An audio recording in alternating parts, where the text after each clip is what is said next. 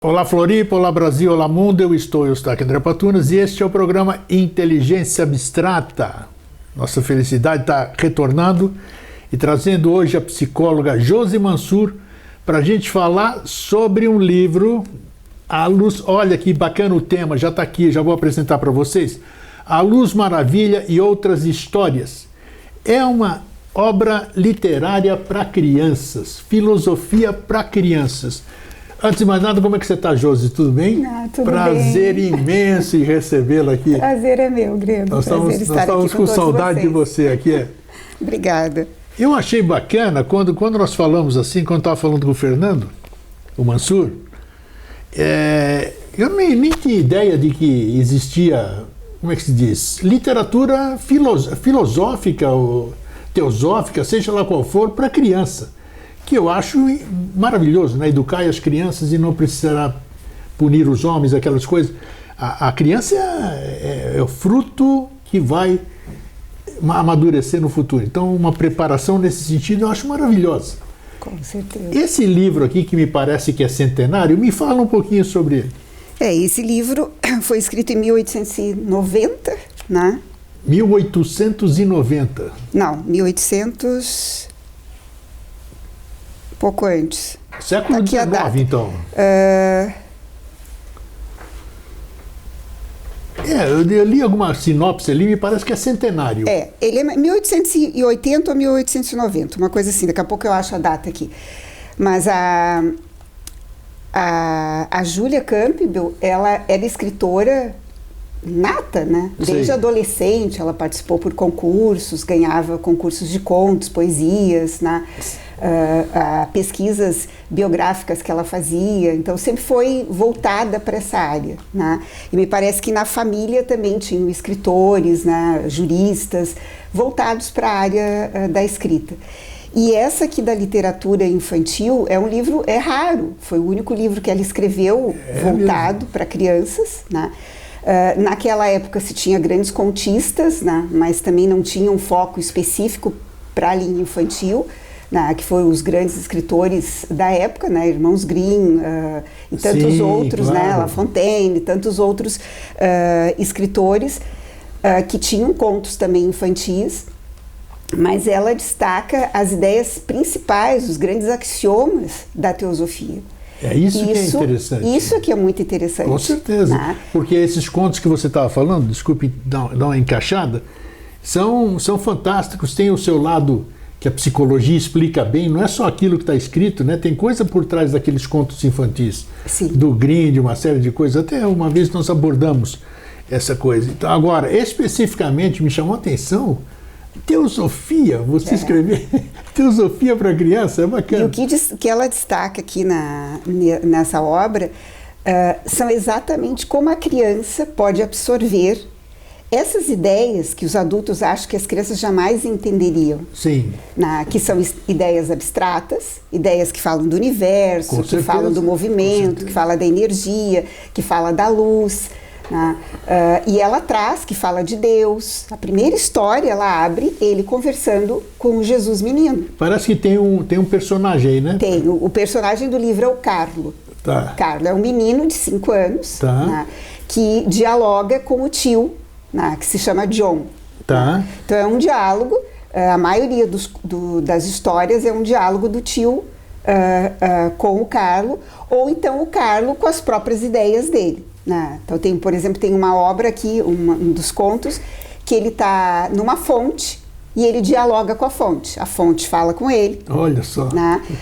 E ali ela introduz a energia como fonte de vida, essa fonte divina que alimenta o universo, o cosmos, o homem e todos os seus reinos. Como é que ele conseguiu o tio mesmo com a criança? É David, como é que é o nome? John. Tio John.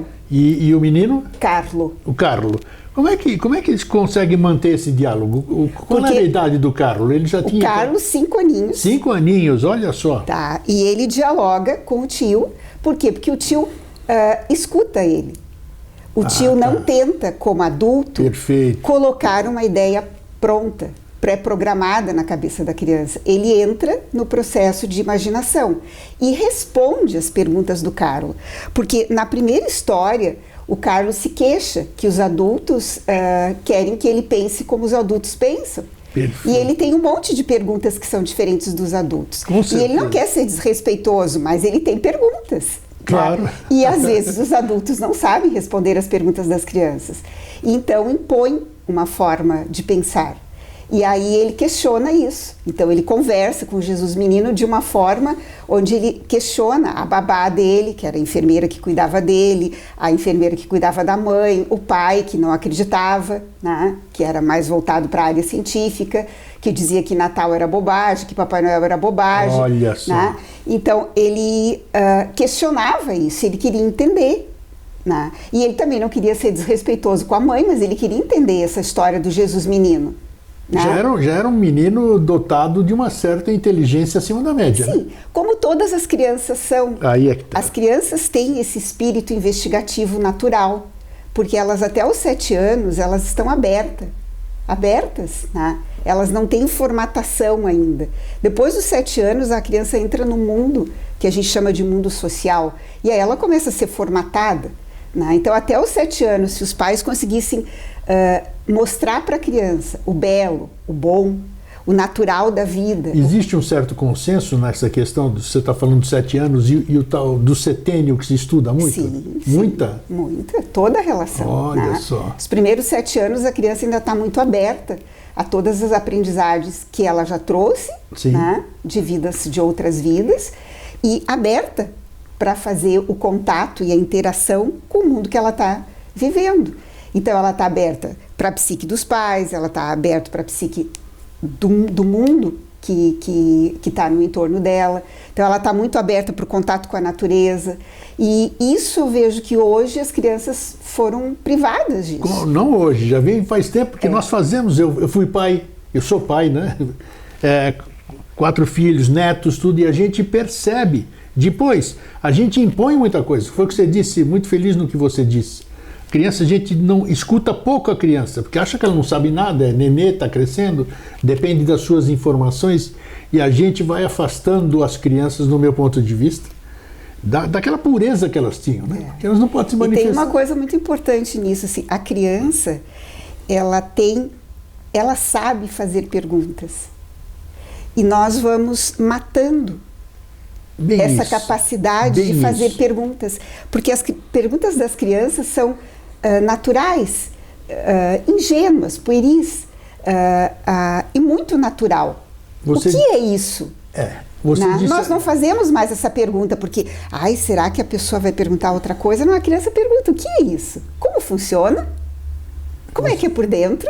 Aí você disse agora há pouco aí que as crianças estão recém-vindas, assim, muitas vêm com... Ontem eu recebi um vídeo, que é um dos diversos que eu recebo, fantástico, né? Uma criancinha de 4 anos falando de medicina, explicando o que é plaqueta, essas coisas. Então isso não é possível, porque sem ter acesso a nada, mostra que existe alguma coisa além do que nós entendemos, digamos assim.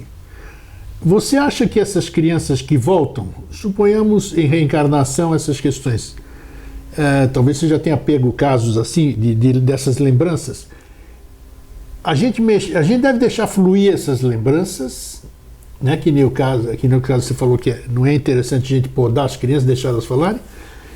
Como é que os pais devem se comportar nessa questão? A criança começa a falar, ou o pai acha que ela está precoce demais, ou ela está falando besteira, e ela vem com informações fresquinhas, vamos dizer, de outras vidas, vamos chamar assim. Como é que você vê essa questão? Sim, nós somos um conjunto, né? Um agregado de ideias, ações, sentimentos, pensamentos, sensações de vida em vida. Né? Essas ressignificações são feitas quando a gente sai desse mundo físico, que a gente chama de morte, que não existe, mas a gente vai para uma dimensão invisível, sem um corpo físico. Quando nós retornamos de novo, num novo nascimento, né, esses agregados todos vêm com a gente. Então, vem coisas que nós precisamos continuar aprendendo, que não aprendemos em outras vidas, e vem aprendizados. E às vezes a gente faz um bate-volta muito rápido, né? Do ir e vir, do nascer e renascer. E esses aprendizados estão muito vívidos na memória daquela alma. E às vezes a alma tem muito apego àquilo. Então ela vem com muito apego a determinadas ideias, a determinadas ações, e manifesta isso muito cedo, nos primeiros anos de vida, nos primeiros 7 anos de vida. Os pianistas, os músicos, os médicos, né? Depende da intensidade de apego que eu tenho àquele fazer. Tá? E às vezes tem almas que vêm com esse apego no sentido de continuar auxiliando por aquele viés vocacional. O que eu sugiro, assim, sempre na minha experiência, né, que não se supervalorize isso, tá? Que tente se canalizar ao máximo possível isso para uma forma mais espiritual, mais natural, mais humana, né, e não supervalorizar no sentido intelectual. Tá? Porque se eu trago experiências é porque eu ainda preciso vivê-las e aprimorá-las. Né? Então a gente tem que ter muito cuidado com isso, sem supervalorizar, sem colocar uma carga de responsabilidade numa criança muito pequenininha ainda. Né? Então, também não desfazer isso, mas também não supervalorizar isso. Né? Tratar isso de forma natural e deixar que naturalmente isso se assente, vá conduzindo o seu caminho. Mas os pais precisam estar preparados também, Preciso. Né? Os pais eu vejo que estão começando a se preparar para isso de alguma forma, né? Porque estão gestando crianças assim. Concordo, mas aí as crianças nascem, eu quero perguntar esse aspecto do... Quando eu interrompo, assim, vamos dizer, quando eu interrompo muito uma criança que quer se manifestar, ela está querendo falar, aí calo a boca dela, muda aqui, muda ali, é proibido isso, é proibido aquilo, eu vou cerceando essa criança. Qual vai ser a reverberação disso para o futuro daquela criança? Várias coisas. Ela pode se embotar, não falar mais nada, né? Pode ir para um lado oposto, que seria um lado de rebeldia. Né? Tudo por causa exatamente desse... Por isso que eu estou focando nesse momento, porque parece ser alguma coisa importante, né, nessa formação, sim, nesse primeiro setênio. E é muito assim, ó, sempre quando eu penso na educação de crianças, me vem à mente a educação ensinada por Sócrates. Tá? Opa! Sócrates, ele partia de um princípio que eu não posso tirar nada de alguém se ela já não tenha. Então ele partia do princípio da partorização das ideias, que é fazer as ideias nascerem. Né? Então ele diz que o adulto seria a parteira de todas as ideias de todas as crianças. Né? Então nós temos que ver se tem algo dentro. E se uma criança me faz uma pergunta genuína, que tem uma importância, eu tenho que fazer aquela ideia, aquela pergunta nascer. Né? Eu tenho que tirar de dentro dela o porquê ela está pensando dessa forma. Sim. Onde ela viu isso? Né? Ah, interessante, filho, de onde tu viu essa ideia? Né? Pensou da onde? Né? O Carlo respondia que vinha do pensador dele. Isso. Só que o pensador do Carlo não era aqui. Sabe onde era o pensador do Carlo? Aqui. No coração. No coração. Aqui morava o pensador dele, não na cabeça. Né? Então, isso era o tio John tinha vontade de amassar ele, assim, de tão fofo que ele era, porque ele mostrava de onde vinham as coisas que ele pensava, né? E ele ficava maravilhado com isso. E ele queria saber como essas coisas funcionavam. E as crianças são assim, elas nos fazem perguntas genuínas.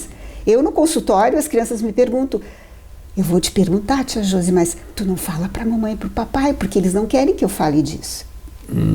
Então as crianças não podem mais falar de fadas, de gnomos, elas não podem imaginar, né? Porque isso não existe na cabeça do adulto. Você acha, boa pergunta, porque eu já fiz isso muito e confesso. Como eu disse, tenho netos, né, 4 netos. Eu quis tirar a fantasia deles. Né? Papai Noel é besteira, o Saci Pererê é besteira, a mula sem cabeça é besteira, o coelhinho da Páscoa é besteira. Volto a repetir, qual é o impacto disso quando a gente quebra as fantasias das crianças? Qual é o impacto disso? Você estava falando exatamente isso. A gente não deve fazer isso de jeito nenhum. Isso é um choque, porque é a mesma coisa que eu falar para ti que o ar não existe. Bom. Se eu falar para ti o ar não existe, o ar desapareceu, tu vai morrer sufocado? Sim, até psicologicamente. Porque, então, assim, há um impacto na criança. Naturalmente, a criança vai descobrir as coisas com naturalidade, com a experiência. Onde a gente aprende verdadeiramente? Quando a gente experiencia, quando a gente pega, quando a gente sente, quando a gente vivencia uma ideia. Tá? E a criança é exatamente assim, desde o início que ela nasce. Tudo no mundo, todas as sensações dela são experimentadas pela boquinha, né? Porque tudo ela leva na boquinha. Sim. Tá? Todo mundo acha que isso é só instinto. Ok, tem o aspecto do instinto, que as sensações são todas envolvidas por instinto. Agora, tem o aspecto do aprendizado. Né? Então, se eu não colocar na boquinha da criança todos os sabores que existem, de forma natural, ela não vai saber escolher qual o sabor que mais lhe agrada. Então, eu preciso permitir que a criança vivencie isso de forma natural. Então, se eu chego de pronto para ela e digo que não existe Papai Noel, ela não experimentou, ela não experienciou a ideia. Ficou, na verdade, do pai, ou do informante, vamos dizer. Exatamente. Então, deixa ele experimentar. Né? Ok, mas na minha casa eu não cultuo isso, não tem problema nenhum. Mas se a criança te perguntar, que ela viu na casa do amiguinho, pergunta aí, e aí, o que tu achou? Né? O papai nunca pensou sobre isso, né? Mas tu acha que existe Papai Noel? O meu amiguinho falou que tem. Né? Ok, né? Então conversa, deixa isso em aberto. Né? Isso é importante. Deixa que a criança experiencie as suas próprias realidades ou verdades, né? Porque todos nós temos verdades relativas. Por quê? Porque nós estamos buscando uma verdade absoluta. Então nós precisamos passar por verdades relativas. Tá? Então isso é muito importante. E a criança traz isso como experiência dentro dela. Então se eu mato isso de pronto, se eu logo boto água quente... Com certeza vai dar problema no futuro. Né?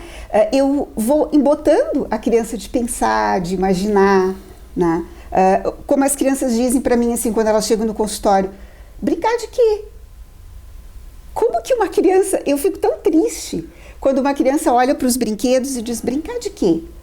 Elas olham, isso que tu tem, porque no consultório eu só tenho brinquedos mesmo. Eu não tenho nada eletrônico. Cadê o celular? Puxa vida. Tu não tem televisão aqui? Cadê?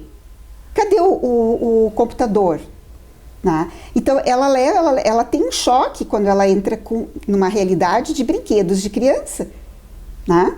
Que são coisas de montar, jogos, bonecas, sim, claro, carrinhos, claro. Né? Caixa de areia. E aí entra a questão que meus filhos já me falaram muitas vezes. Você, como psicóloga, me diga isso aí e fala, pai, os tempos são outros. Quando eu falo alguma coisa em relação aos meus netos e tudo, pai, os tempos são outros. Não é bem assim a questão, né?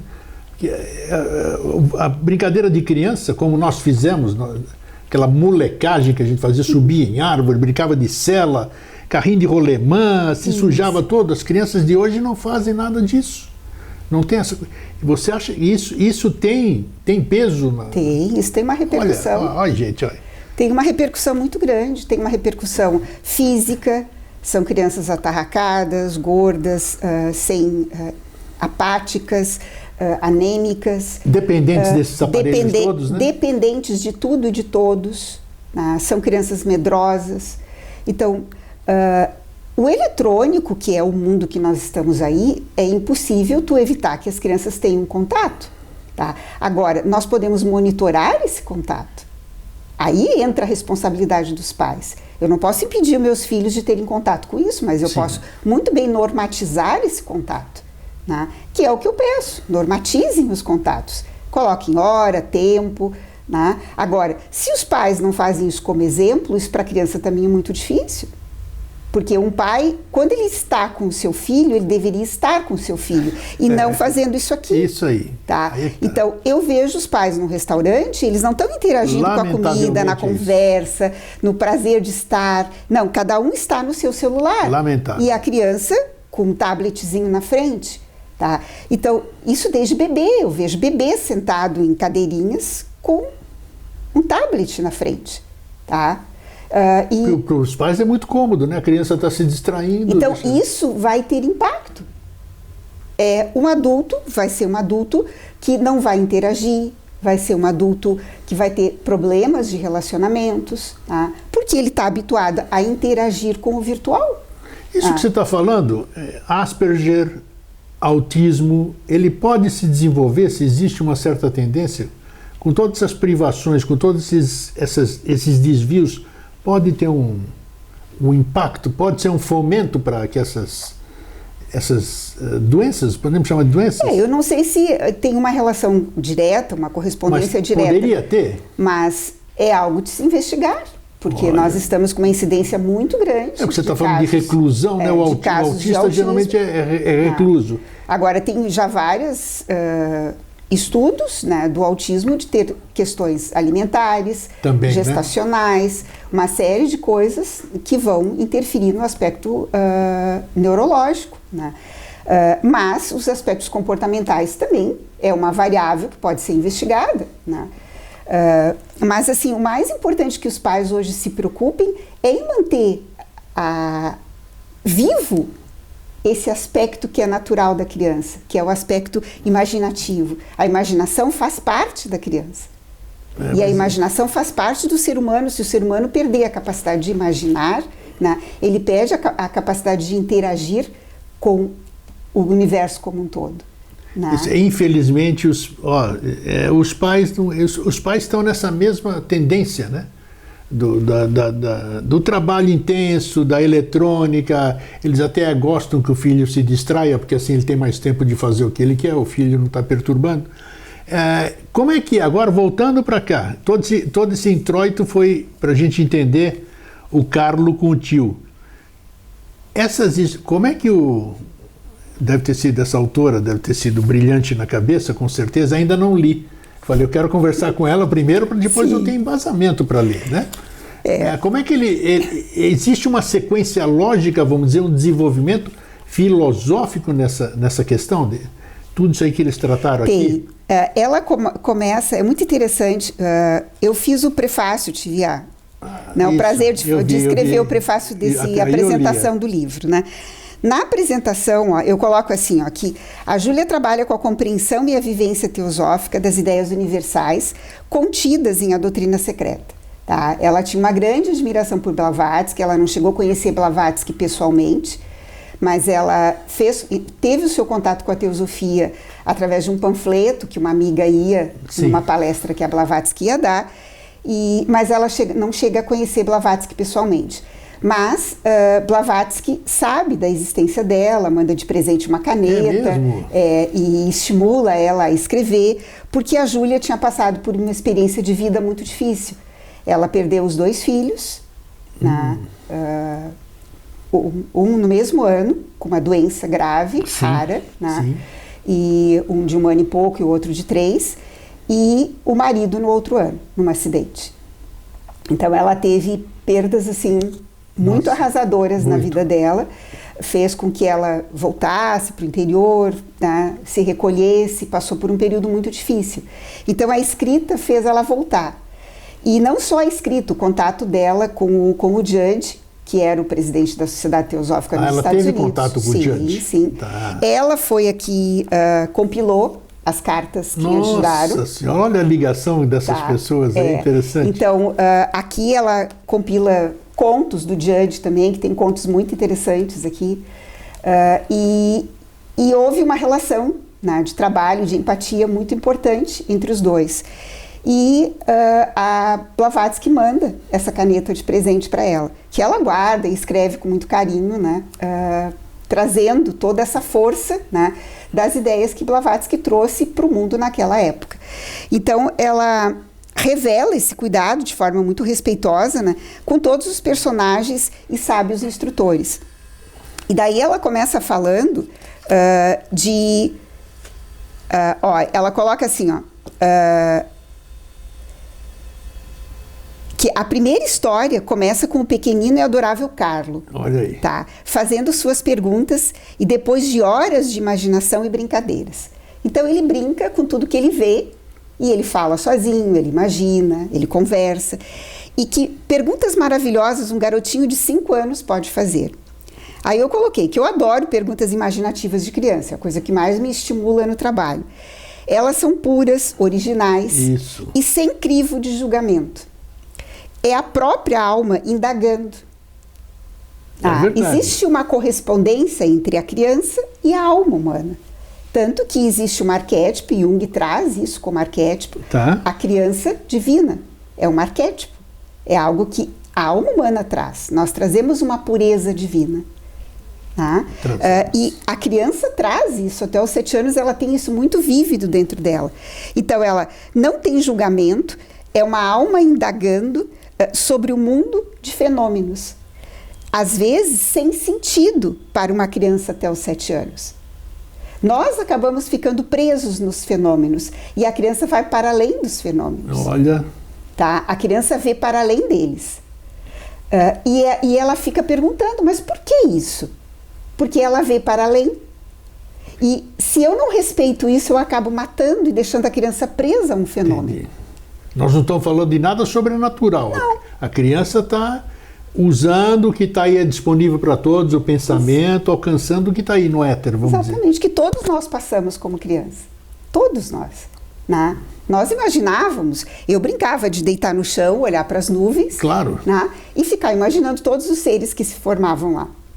Pegava carona com uma nuvem, formava um dragão, isso. E aí eu voava, ia para outros lugares, voltava e aterrissava na pé de goiabeira que eu estava sentado. Né? E lá era o meu esconderijo. Então, assim, essas coisas a criança nunca esquece. Não. E quando a gente precisa fazer um contato com a gente mesmo, com a nossa alma, com o nosso pensador, a gente vai para esses lugares. A gente volta para o ililo tempo, né? A gente volta para aquele tempo. Esse tempo que é só nós. Esse tempo que é o tempo da alma, que é um tempo atemporal, imortal. Porque a alma é imortal. Tá? Então ela coloca que a primeira ideia universal que o Carlo investiga é sobre a existência de Deus. Sério? Mas sem influência nenhuma aí. Sem influência nenhuma. A história começa, ele está chateado porque a mãe dele está com uma doença grave, a mãe dele está com uma doença terminal e não tinha muito tempo de vida. O pai muito voltado para o trabalho dele, ele ficava com as empregadas. E era a véspera de Natal. E na casa dele estava se assando peru, as coisas todas para fazer a véspera de Natal. Tá. A árvore de Natal enfeitada e ele estava entediado. Ele não queria brincar, ele estava deitado no chão, olhando para a árvore. E daí ele começou a questionar o Jesus menino que estava em cima da árvore. Tá? Por que ele estava ali? Que significado tinha aquilo?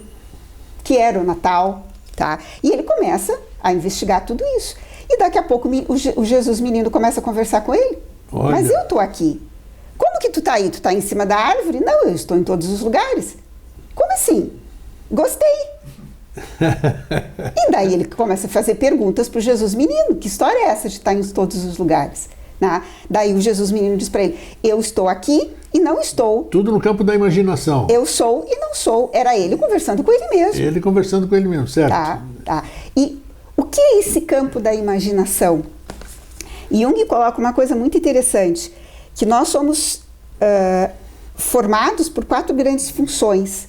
A função pensamento e sentimento, a função sensação e a função imaginação, ou instinto, ou intuição, que ele chama. Essas 4 funções compõem o ser humano. A função imaginação, ou a função intuição, tá? Que é o termo que ele usa mais correto, é uma função que ela é irracional, assim como as sensações são. Só que é a única função irracional que abre a... Acha que é coisa da imaginação, e realmente é da imaginação, né? Você conversar. Então é um aspecto normalíssimo a pessoa conversar com ela mesma. Ela não deve estranhar de jeito nenhum. Não, e estimulador para o cérebro, para pensar. É bom escrever, né? Fazer pequenos diários. Olha, tá? As dicas. Fazer diários de mandalas, fazer seus desenhos, usar cores, buscar os símbolos disso. Eu estou trabalhando muito com cores muito fortes. Busca a simbologia dessas cores, o que cada cor quer dizer para ti. Porque tudo é vivo no universo. Segue a tua intuição, como você disse há pouco. Né? Pode ser através dos sonhos também, os diálogos entre a gente. Né? Eu sonhei com tal coisa estranha.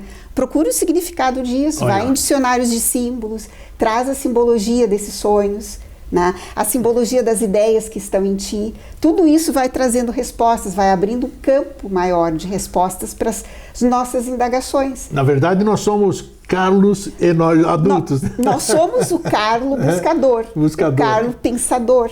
Sim, olha, né? Só. Quem lê esse livrinho aqui, tá, vai se identificar com o Carlo.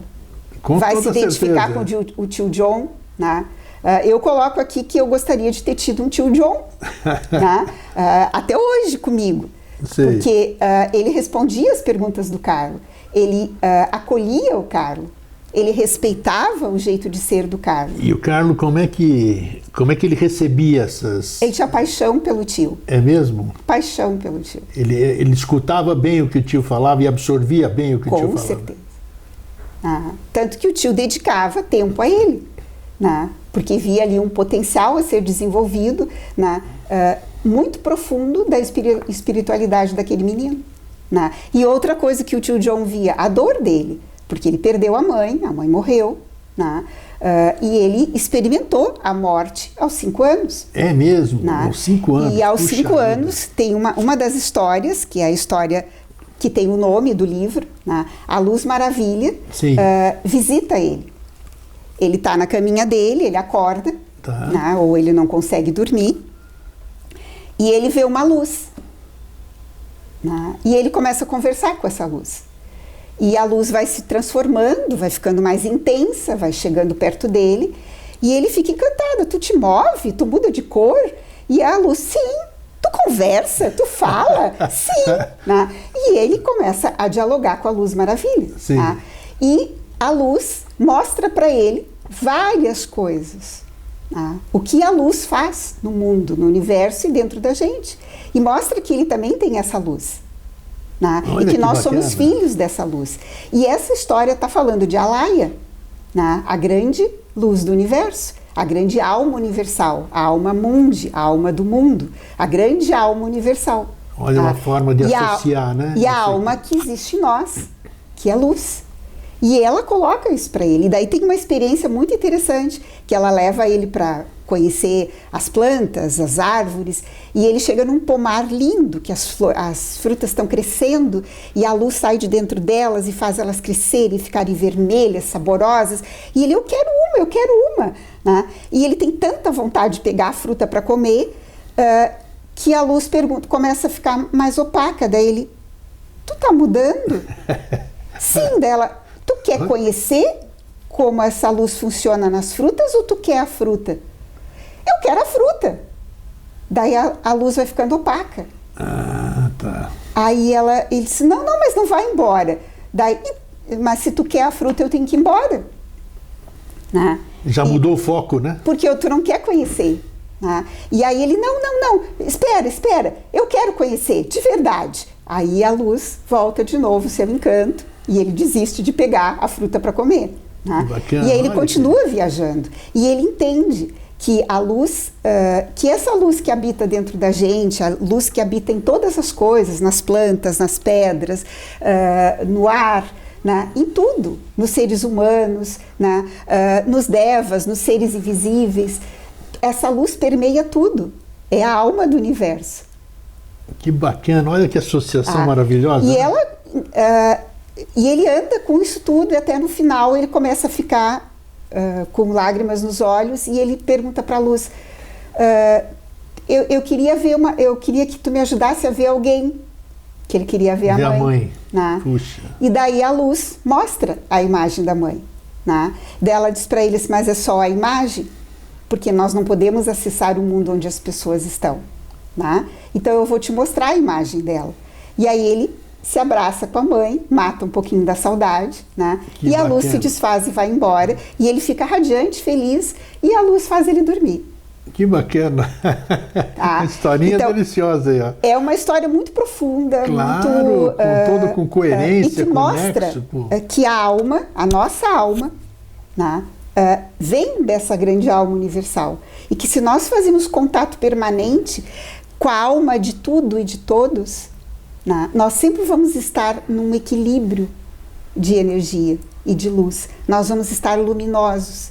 E aí as sombras que nos perturbam, que são tristezas, dores, né, chateações, uma série de coisas que são sombras, se eu estou luminoso, a sombra não chega. Não chega. Ela não penetra. Claro. Ela fica perturbando aqui, mas ela não penetra, ela não me tira do meu estado de equilíbrio.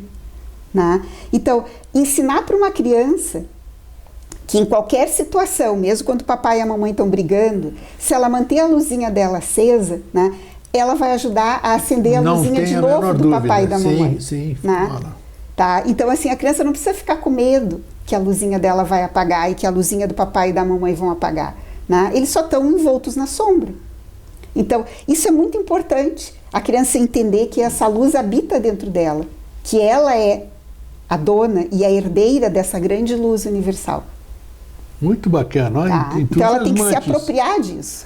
E durante o livro, vamos dizer, a história, como é que ela se desenvolve, ou como ela termina, vamos dizer? Claro, todo mundo vai ler o livro para entender, mas onde existe um grande aprendizado aí, claro, sim, tudo isso aí que você está falando, nossa senhora. Ó, eu fiz uma relação aqui na introdução com as 7 instâncias de Dzian, da doutrina secreta. Tá? Então ela começa com a primeira história, que é a existência de Deus.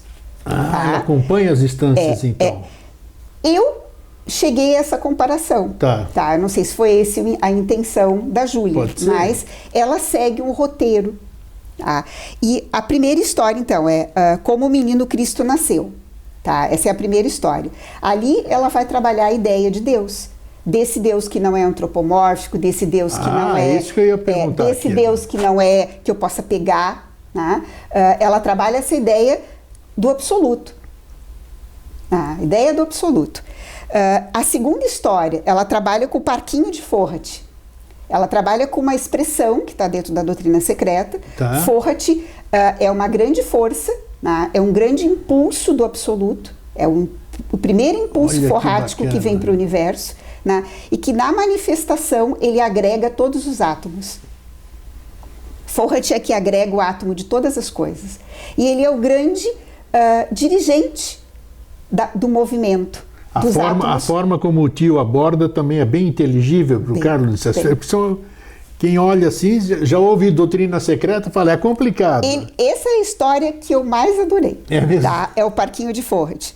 Porque o tio John conversa com ele sobre isso. E ele vai perguntando, tanto que o Carlo apelida Fohat de ligeirinho. Ligeirinho. Tá? Ou rapidinho. Tá? Ele apelida o Fohat assim, porque o Fohat não para. Né? E ele acha encantador aquilo. Ele se identifica com Fohat. Né? Porque o pensador dele também não para. Né? Né? Vai criando. E aqui ele introduz as ideias de eletricidade, de átomo, de movimento, do eterno movimento, tá? Da formação de um cosmos, tá? Que tudo tem uma estrutura de átomos por trás, tá? Que é uma ideia lindíssima. Depois, a terceira a história é o jogo de Carlo. Aqui ele vai trabalhar com a ideia da formação do universo, tá? Que tudo é um grande movimento que se conjuga coisas. Tá? Depois a Luz Maravilha, que eu contei, que vai trabalhar com a ideia da Anima Mundi, né? Com a alma universal, com a grande Alaia. Né? De Alaia viemos, para Alaia voltaremos. Né? Então vai trabalhar toda essa dinâmica. Depois a quinta história, que é belíssima, é as bolhas de respiração. Aqui ele trabalha com a ideia de nascer e renascer. Olha ou, só. Que, se a gente quiser chamar, a ideia da reencarnação. Tá? Ele trabalha com essa ideia, tá? Que é linda, linda, linda essa história. Tá? A sexta história é o que nos disse a fonte. A fonte aqui é a fonte da vida. Tá? A fonte de onde tudo brota. Sim. Né? A fonte do grande absoluto. Dessa grande ideia pai e mãe do universo, né? Que gera um universo filho, que gera nós, que gera os seres humanos. Essa fonte de que tudo brota. Né? É belíssima essa história. Poxa. Essa história, ele está sentado no jardim, conversando com uma fonte. Escutando o barulhinho da água. Sim. Tá? E ele entra na fonte. E ele entra no processo e depois ele discute com o tio, porque o tio chega e vê ele conversando. Daí o tio pergunta, tá, estava no papo? E ele, sim, com quem? Com a fonte. Daí o tio, e o que a fonte falou para você? E aí ele começa a contar o que a fonte. E ele conta para o tio o que a fonte falou para ele. Ele ensina para o tio sobre a fonte. Que bacana, olha. Tá? E o tio fica assim, ó, de queixo caído para ele. O tio baba por ele, né? E a última história, ela pega um conto indiano, que é a herança de Harula, né? E ela conta esse conto, traduz ele de uma forma muito poética, assim, que é uma história muito bonita também, né? Que é uma história de um conto indiano, budista, né?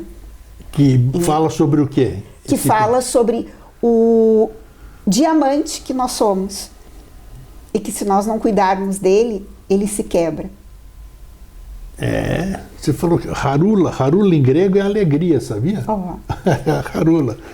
Então é bacana, tem associação. Mas, poxa, que coisa, eu acho que todo mundo está querendo conhecer o tio João aí, né?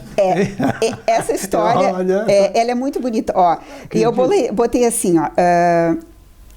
então, a primeira ideia, né, que Carlo investiga é sobre a existência de Deus e descobre dentro dele mesmo a força do absoluto ser, descrito a partir de tudo o que ele não é, pois nada podemos saber sobre ele. Tudo isso ele aprende na conversa dele com o Jesus menino. E nenhum atributo lhe podemos conferir. Ele é e ele não é, mas será sempre o eterno absoluto. E Carlo descobre que ele está em todos os lugares e seres, na natureza visível e invisível. E isso ele vibra. Tu está em todos os lugares? Tu está aqui também? Sim, dentro de ti também. E daí ele disse, então eu não estou sozinho. Não. Tá? E para uma criança saber que ela não está sozinha, isso é muito importante. Nossa! Porque o que eu mais percebo hoje é a solidão nas crianças. Tá? E me dói muito no coração saber que uma criança se sente sozinha. Nossa, com certeza. Tá? Com certeza. Então, se a criança perceber que ela não está sozinha, que dentro dela existe um grande ser, né? Com toda essa força poderosa de luz, de amor, de compaixão, de capacidade de criar e recriar as coisas, né? De capacidade de dar a vida, né? Para tudo e para todos. Isso é magnífico. E sem antropomorfizar a divindade, isso que é mais importante, né? Que incrível. Já desde pequeno. E aí tem o encantador tio John, que é irmão da mãe de Carlo, né? O tio John é irmão da mãe.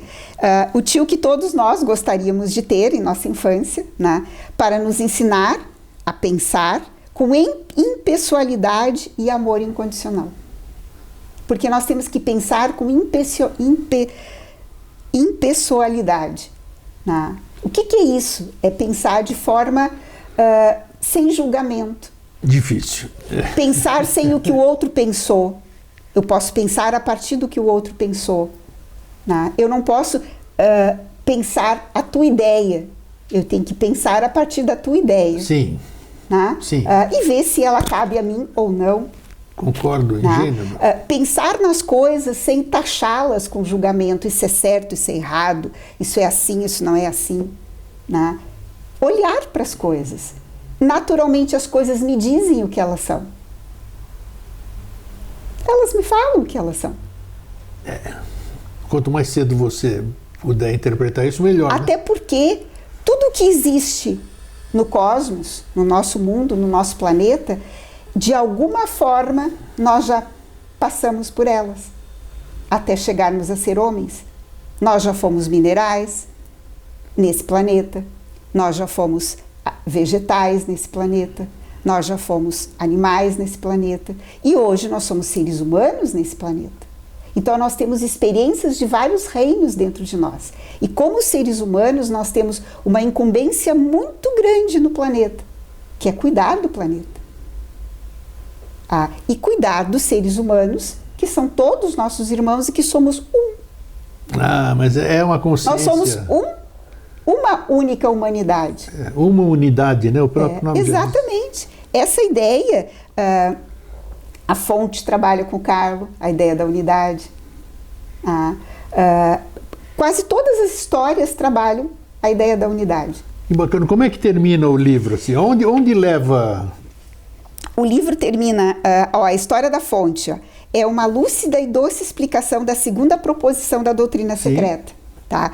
De Ah, nossa isso que querida você tá instrutora falando. Blavatsky, a quem Júlia chamava carinhosamente de a coração de leão, né? Essa fonte conta a história da ciclicidade da vida e do cosmos. E no homem. Fala também da fonte como a realidade una, Opa. tá? Que faz tudo periodicamente dormir e acordar. E aí Carlo entende que a mãe dormiu e que vai acordar. Olha só. Tá? É. E ao acordar, seguir viagem nos braços potentes das 7 forças primordiais e do veloz forte. E ele, ligeirinho! Tá? Então, Ele associou. trabalhando juntos na execução da grande lei de harmonia e do karma, organizando as lições da vida que não foram aprendidas antes do sono em outros mundos. Que tinha um momento que o cosmos grandão estava dormindo, né? E ele não sabia que ele era um cosmos grandão, né? Até que ele é acordado por uma força muito potente. E ele acorda, né? E ele acorda e espirra para fora tudo o que ele tem, né? E acorda a mãe substância, ele acorda o universo, ele acorda a grande Alaya, a grande alma do universo. E ela gesta todas as ideias dele. E aí vai nascer os universos. Os sóis, as estrelas, os sistemas solares, né? Todas as humanidades que habitam nos sistemas solares, tudo a partir desse acordar, né? E isso é maravilhoso, né? Então, as Isso histórias... está na conversa dos dois. Isso está na conversa Caramba. dos dois. Isso está na conversa dos dois. Esse livrinho aqui, quando a gente pega para ler, eu peguei para ler, eu não parei. Ah, você acredita? Agora eu vou já... Tá. Depois que a gente encerrar aqui, já vou devorá-lo. Ó, e a última história que tu me perguntaste é a herança de Harula. Isso. Que fala sobre o cristal mágico que é dado a um príncipe. O cristal da vida. E que é dele como herança e direito de nascimento. A autora deixa claro, nas entrelinhas, o quanto somos responsáveis por nosso direito de nascimento. Tá? Ou seja, por nossa vida. E fica a pergunta, será que cuidamos bem de nosso espírito cristal? De nosso fogo-mente? De nossa alma peregrina? Cuida nada. Tá?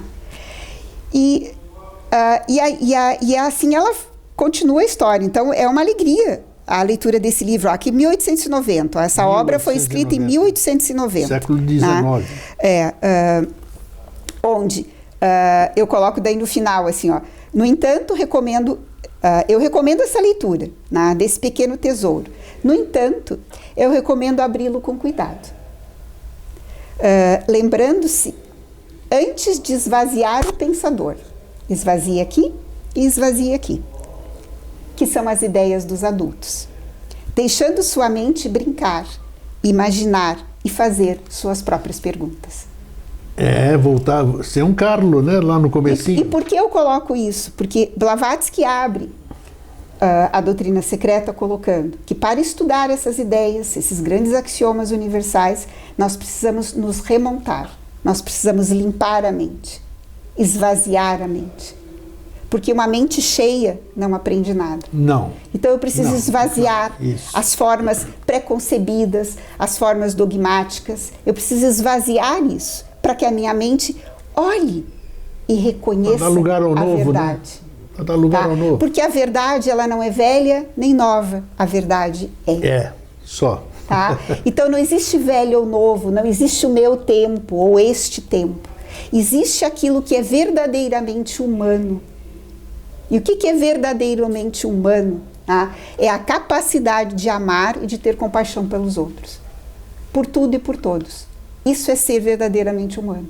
Senão, não faz sentido nenhum a nossa existência aqui. A existência não é minha, não é tua. A existência é nossa. De todos, é verdade. Tá?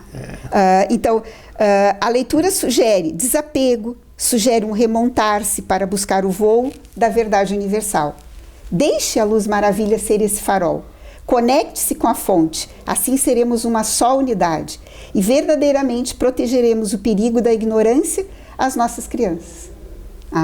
Sementes da nova humanidade. Com certeza. Tá? Que é o que eu trabalho na Vovó isso Filó. que agora eu ia tocar aqui. Eu ganhei, viu? Pode ficar com inveja aí. Eu ganhei. Vovó Filó e o Mundo Mágico dos Reinos. Com certeza.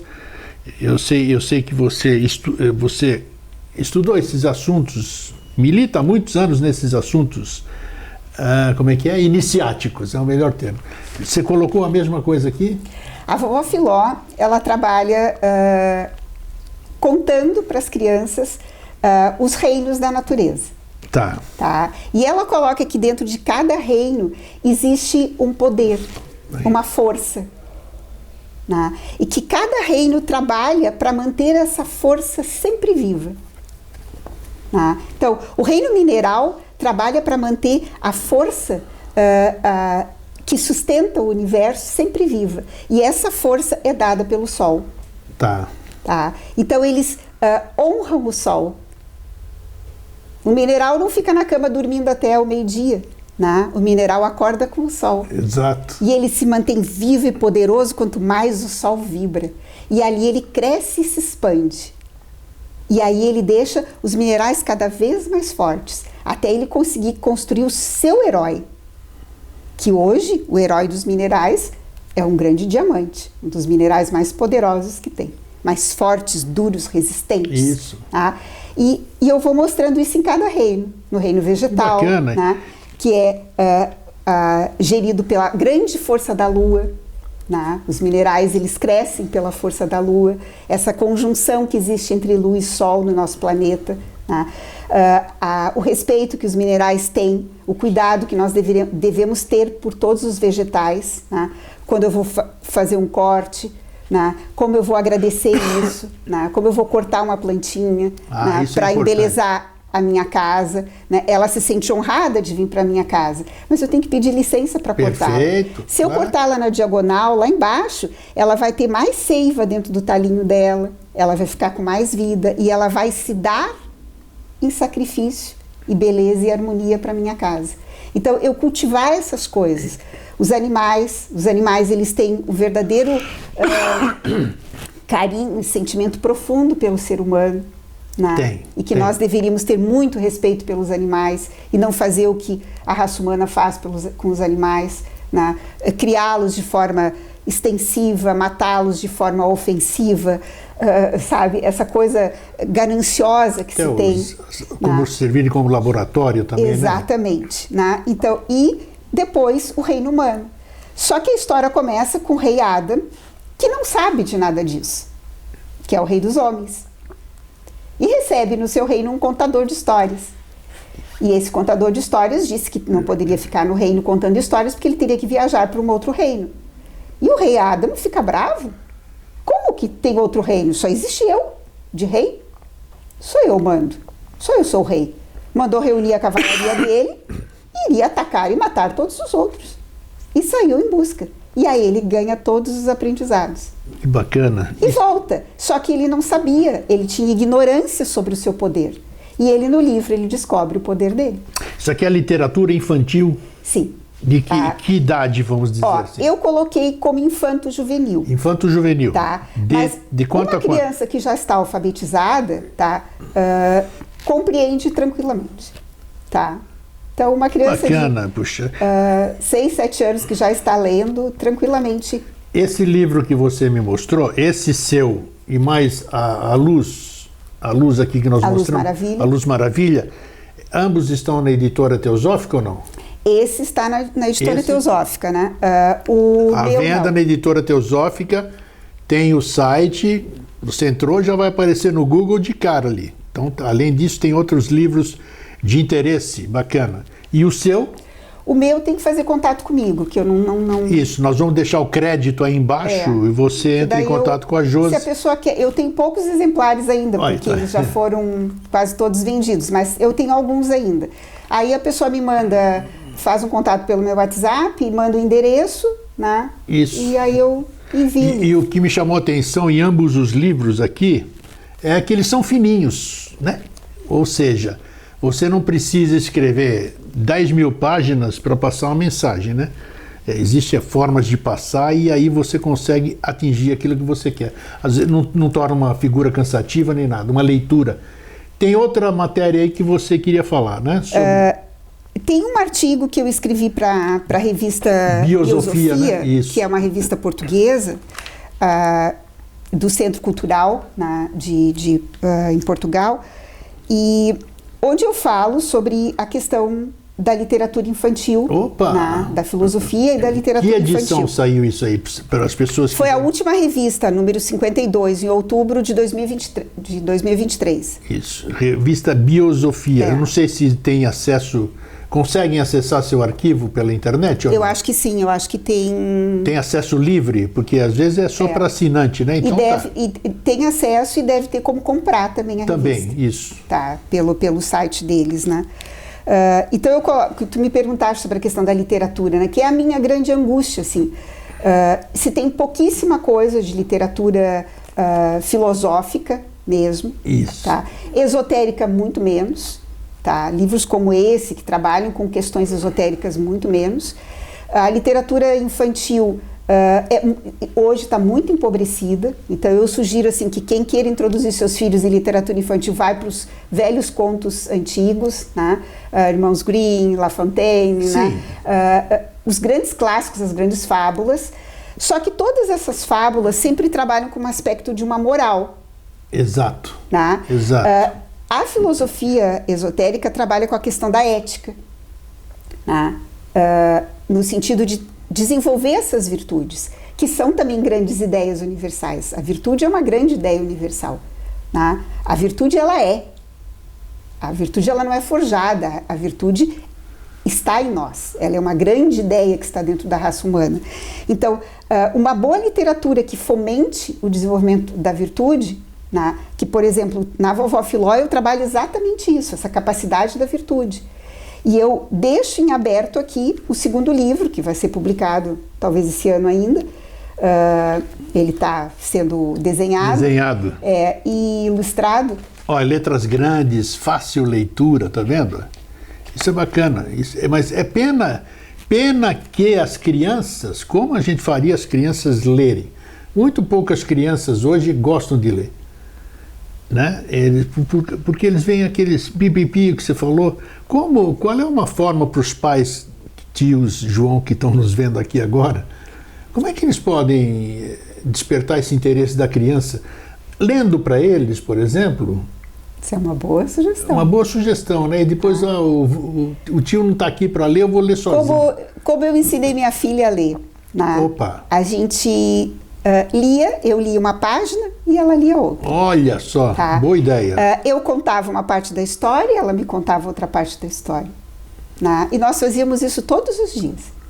Era um momento, nosso momento. Olha que bacana, tá? Boa ideia. Então, e ela tem o hábito de ler até hoje. Tá?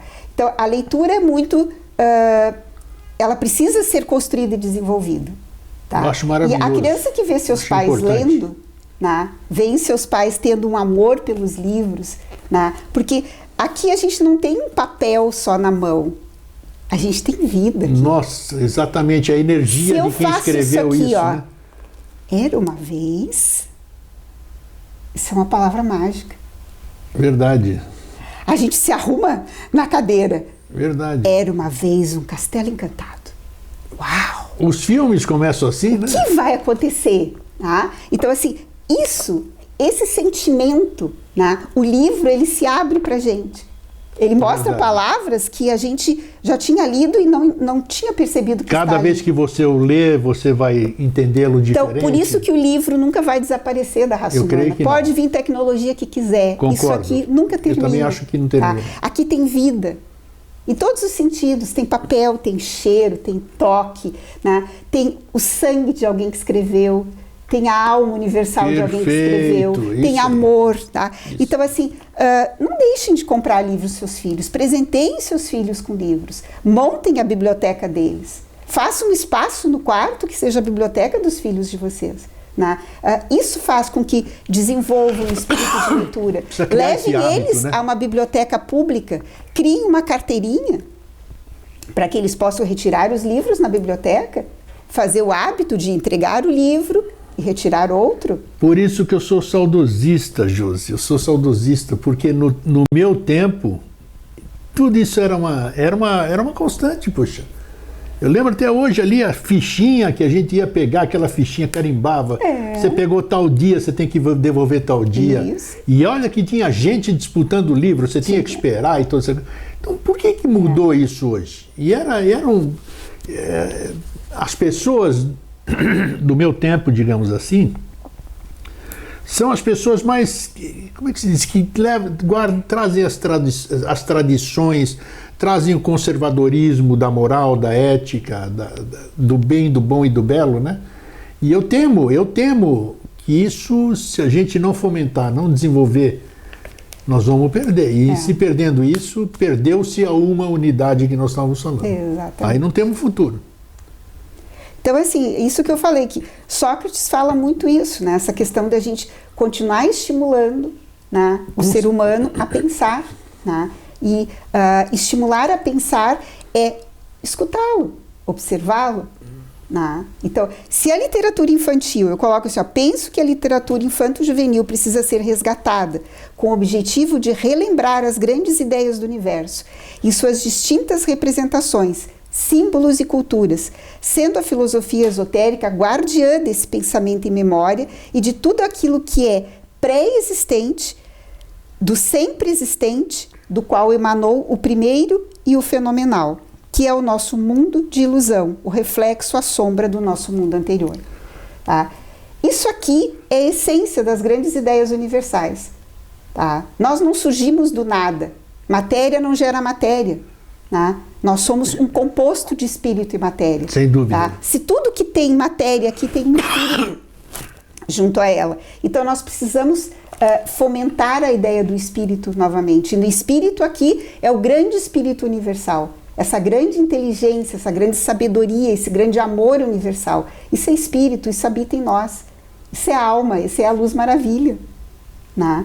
Então, se eu puder, através da literatura infantil, trazer essas ideias novamente para as nossas crianças, que são as sementes do mundo. Seria muito bom. Tá? Seria muito bom. Esse é o nosso trabalho. Né? Você tem esse artigo, você tem ele digitalizado? Esse não. Não, mas esse que você mandou lá para...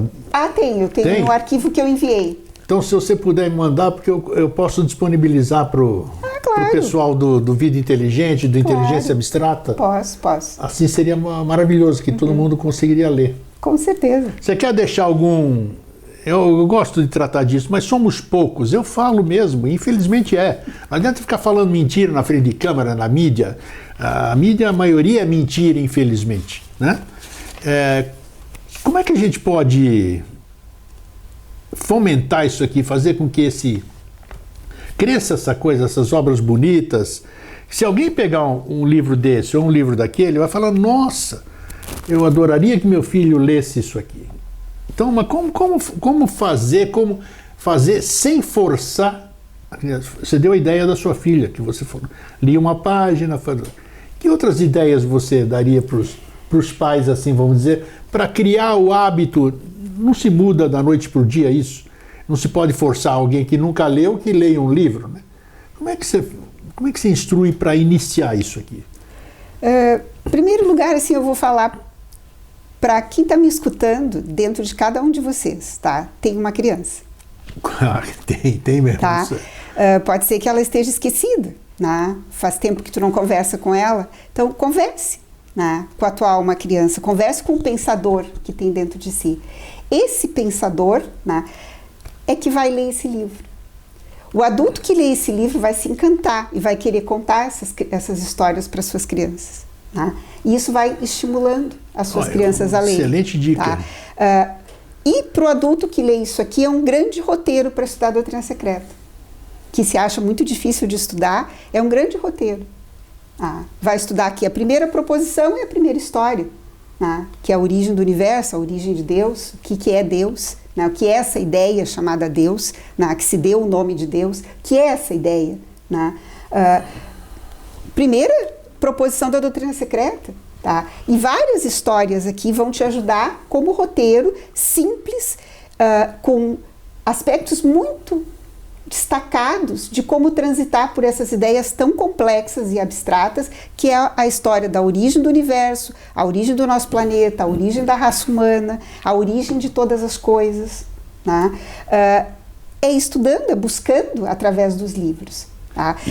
E isso estimula, né? Vai te estimular a tua criança a querer estimular as outras crianças a pensarem também e a ler, né? E o que ela falou é muito importante. Eu assumo e falo, repito, eu sou uma criança de 73 anos. Eu sou uma criança, eu sou um moleque, eu sou gozador, eu gosto de fazer...